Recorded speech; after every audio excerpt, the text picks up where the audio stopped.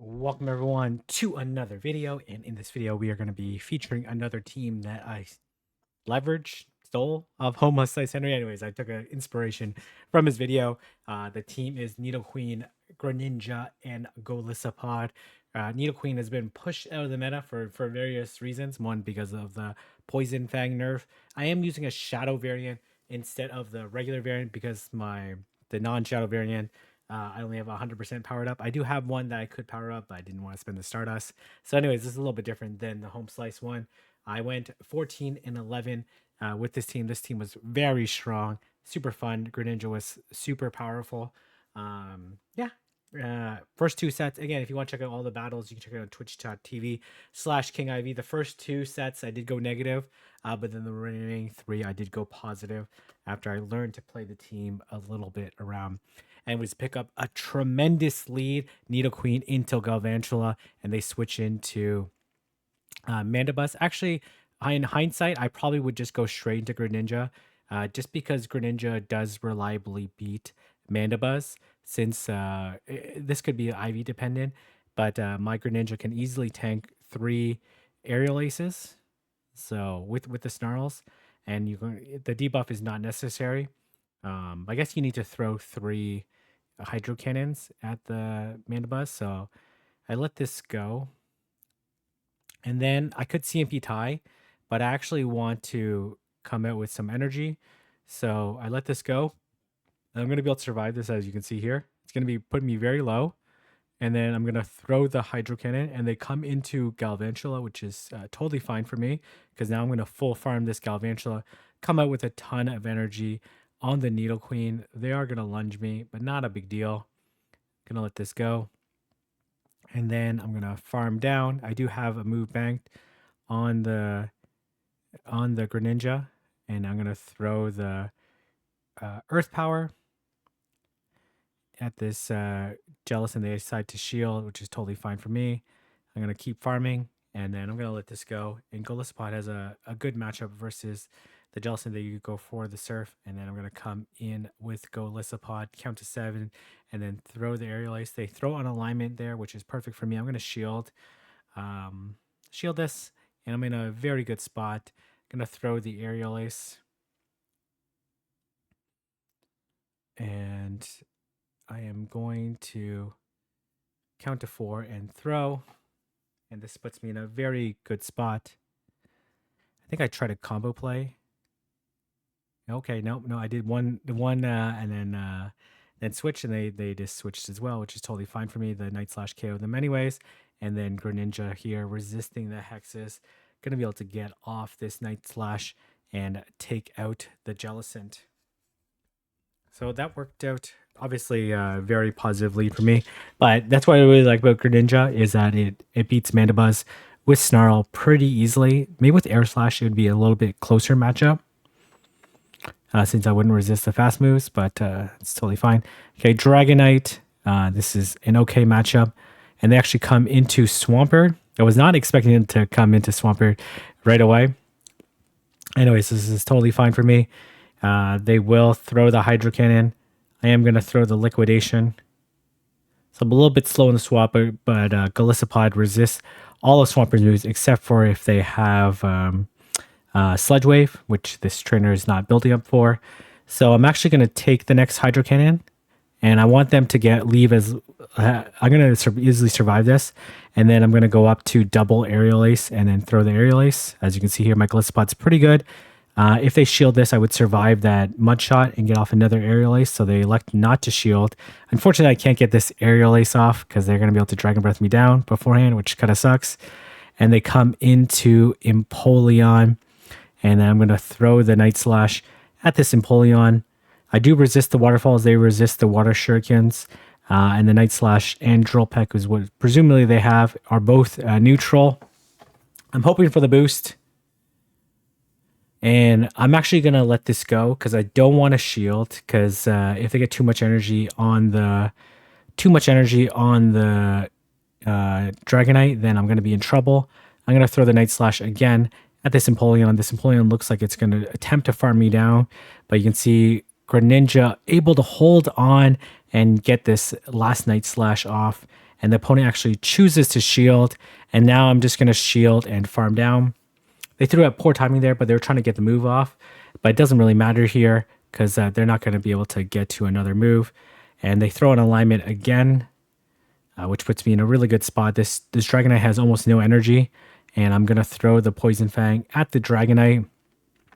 And then I'm going to throw another Poison Fang at the Dragonite, and then I'm going to be able to farm down this Empoleon with a Poison Jab, which is double resisted. And Nidoqueen is going to be able to take this game from the Empoleon. Nicely played there.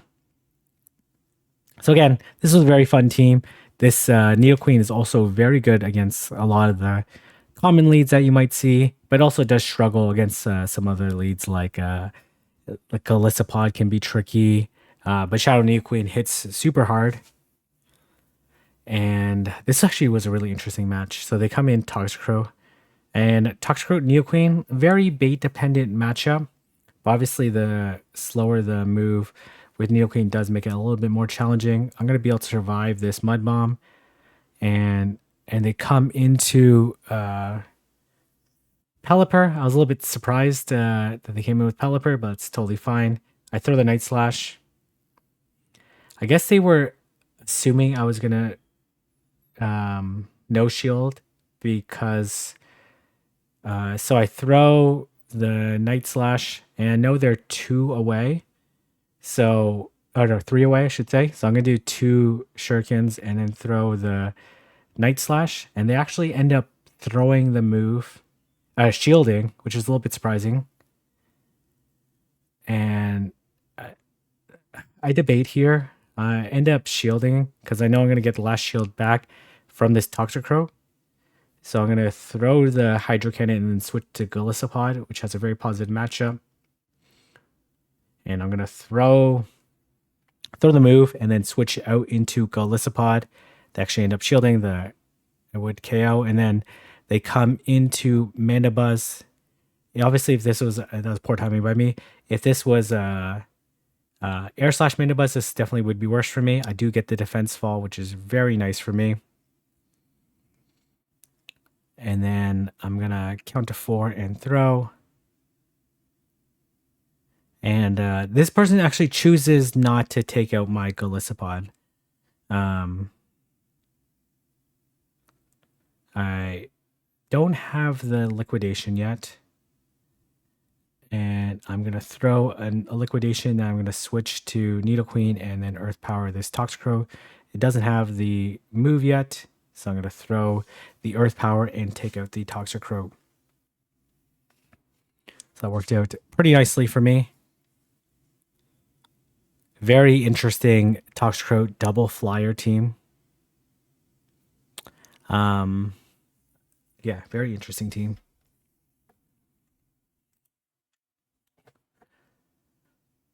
And then we're going to have Nidoqueen versus Virizion. This is the matchup that you want. Though Golisopod's also pretty decent here. They come into Steelix, and this is okay. They will be able to reach the move before me, which is okay, because I'm going to be able to reach the second one beforehand as well. I'm going to overfarm. And then we're going to CMP tie on the next charge move. You can see the Hydro Cannon did quite a bit of damage. And this probably would be enough to KO. And it is. And they come in with Virizion. And I'm going to throw the Hydro Cannon at this Virizion. It does some damage. Obviously, I'm debuffed, so it doesn't do as much as it normally would. And they throw the Leaf Blade right away, which is definitely the correct play on their side. And they come in to Charizard, so I decide to stay because the wing attacks would be super effective, and I can deal with Virizion with Golisopod afterwards.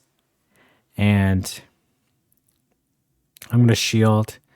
I'm going to just look to take shields, and then it should be a pretty straightforward matchup for me. I will shield, and then look to take this this Charizard out. They will have to throw energy onto my Nidoqueen, which is pretty good for me because these poison jabs are doing quite a bit of damage, and they choose to throw right away.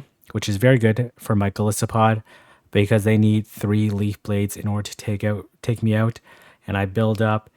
I'm gonna go all the way to 10, then throw. They actually throw on alignment, and I win CMP with Golisopod, so I'm going. I guess that's IV dependent, right? I don't know, because I win CMP there. I'm actually not sure. Anyways, the aerial ace is double super effective, so it will be enough.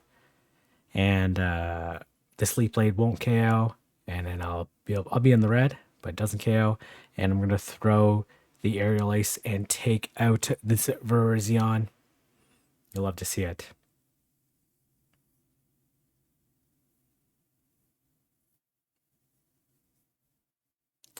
And then we will. Okay, Poliwrath into Nidoqueen is a very uncomfortable matchup, and they actually decide to switch out into uh, Gliscor. This is not enough for the Earthquake, so I decide to let it go. I was actually a little bit surprised they're running Aerial Ace. And then I'm going to throw the Hydro Cannon at this Gliscor. They actually decide to let it go, which makes total sense on their side since they have a Poliwrath. But now I got the alignment that I want. I will throw. I wasn't sure I was going to survive the counter afterwards. So that's why I throw on alignment, give him a free counter. But that's okay. I just missed out on one fast move at the worst case scenario. And Golisopod can absorb all the energy from. And I decide to switch. They come into Blim. This is totally fine though, because I'm going to be able to debuff this Drifblim's health quite a bit. And they throw the mystical fire. Gonna throw another poison fang. Gonna keep dropping their defense. The attacks are basically like non-debuffed at this point in time, but I'm actually gonna be able to reach another one. They're gonna throw another mystical fire. I'm gonna just barely be able to make the move, which is very nice for me. And then I'm going to throw the aerial ace. They catch on to Poliwrath, but this is totally fine. They will clear the debuff. I'm going to shield. Hopefully no attack drop. This is actually getting coming a little bit closer than I thought. I will throw the aerial ace again. And then I will choose to shield this Scald. Because otherwise they're going to be able to ice punch me. And the opponent decides to leave. Though it would have been a very close game there because they had some energy onto the Drifblim, but I was able to come out with the 5-0. Again, if you want to check out all the battles, you can check it out on twitch.tv/KingIV. Thank you very much, Home Slice, for the team suggestion. Anyways, I'm going to leave it there. If you like this video, like, comment, subscribe, and I'll see everyone in the next video.